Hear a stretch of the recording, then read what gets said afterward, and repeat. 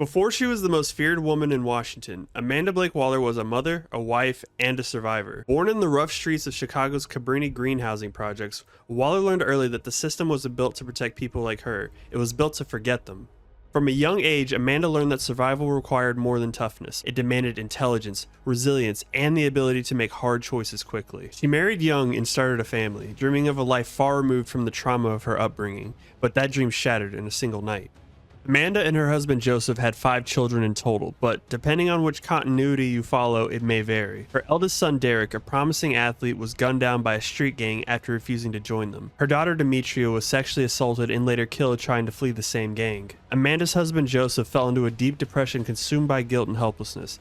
He was later murdered when he confronted the gang responsible in a futile act of vengeance. In the comics, very little is revealed about her surviving children, and that could very well be intentional. Waller is obsessively private about them, using her political power and secrecy to keep them far removed from her work. She may be ruthless with the lives of criminals and operatives, but when it comes to her children, she draws a line. They represent what's left of her humanity.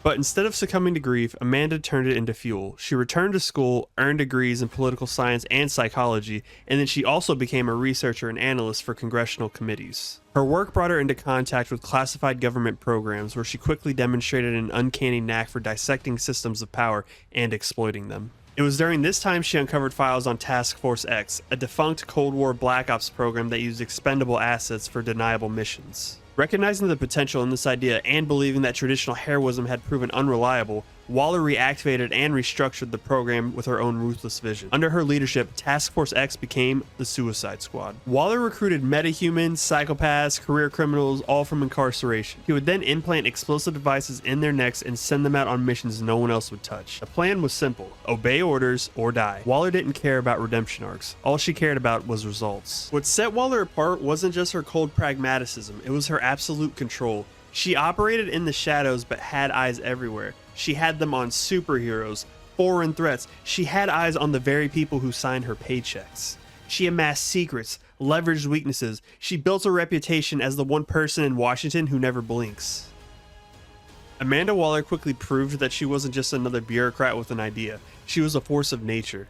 Her operation, unofficially dubbed the Suicide Squad, became the US government's most dirtiest secret, a revolving door of expendable supervillains sent on suicide missions in exchange for commuted sentences, or more often than not, a closed casket. Waller didn't flinch in the face of chaos. If a mission went sideways, she didn't hesitate detonating the failsafe implanted in her indentured soldiers. Some called her cruel, others called her brilliant. She didn't care what they called her so long as they obeyed. Her authority was tested early when Batman himself confronted her about the Suicide Squad. He broke into her high security facility thinking he could scare her into shutting down the program. But Waller didn't just hold her ground. She matched the Dark Knight stare for stare and said to his face, "I am not scared of you. And if you ever come at me like that again, I will bury you with the rest." I'll give props to Waller for that, but I would never be able to say that to the Dark Knight's face. I mean, just imagine, if you ever come at me again, I'll...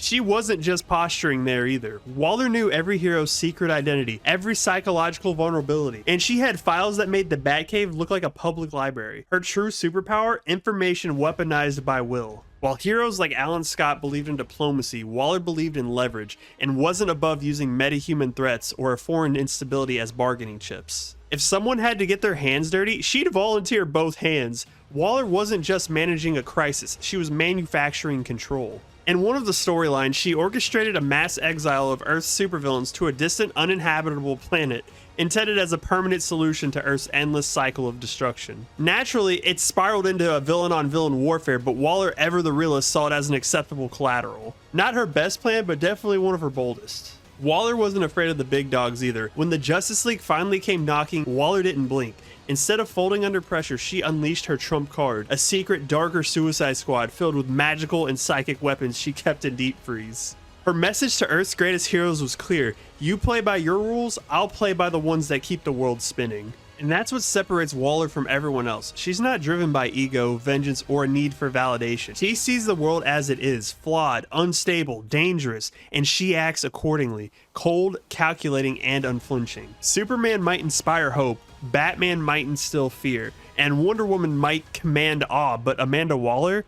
Amanda Waller ensures results. Amanda Waller's story is not one of heroism or villainy. It's a study in moral compromise, of what happens when a person believes so deeply in control and survival that they're willing to sacrifice their soul to protect the world. She's a woman forged by personal tragedy, sharpened by systemic injustice, and armored with an unshakable belief that if no one else is willing to do the unthinkable, she will. In a universe full of demigods, alien saviors, Amanda Waller is something arguably more dangerous. A human with no illusions. She doesn't believe in fairy tale justice or redemption arcs. She believes in risk management, realpolitik, and leverage. Some might argue her story is a cautionary tale as much as it is a character study. The lesson, righteousness without accountability becomes tyranny, but so does fear without empathy. Amanda Waller walks that razor's edge. That complexity is part of what makes her such an enduring and controversial figure. She's been criticized, and rightfully so, for her authoritarian tactics, her willingness to violate civil liberties, and her manipulative use of trauma and coercion. Readers and characters alike question, is she a necessary evil or just evil with good PR? But that criticism is the point. Waller isn't a character designed to make us feel comfortable. She's designed to make us ask the hard questions. Questions like, do the ends justify the means? Who holds the powerful accountable when they operate in the shadows? Or what does justice look like when all the easy choices are gone? Amanda Waller represents cold, uncompromising logic in a world driven by ideals.